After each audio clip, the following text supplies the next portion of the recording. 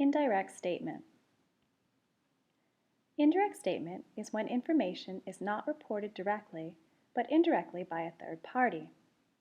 A direct statement would be, "You will pass the test." Indirectly, this is, "I know that you will pass the test."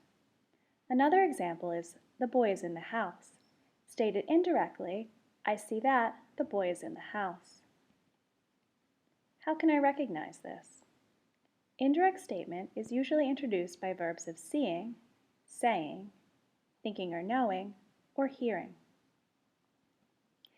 In Latin, the construction begins with a verb of seeing, saying, thinking, or hearing, followed by the reported information.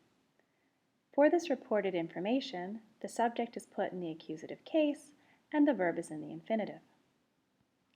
For example, Video pueram in casa esse. I see that the boy is in the house.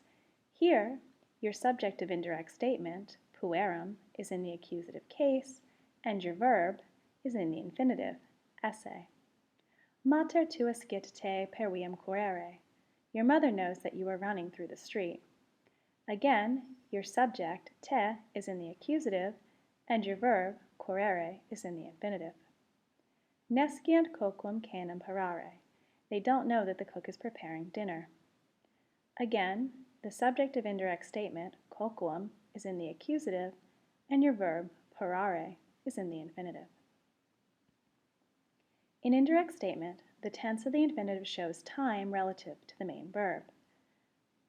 If your infinitive is in the present tense, it is happening at the same time as the main verb. The perfect tense shows time prior to the main verb, and the future infinitive shows future time or time subsequent to the main verb.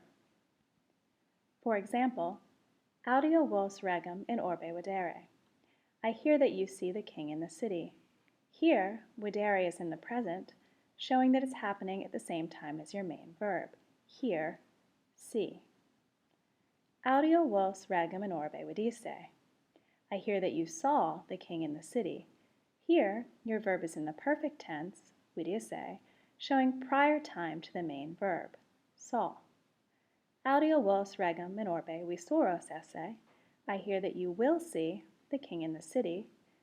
Visoros esse, in the future, shows subsequent time to your main verb, will see. The same rules apply in secondary sequence.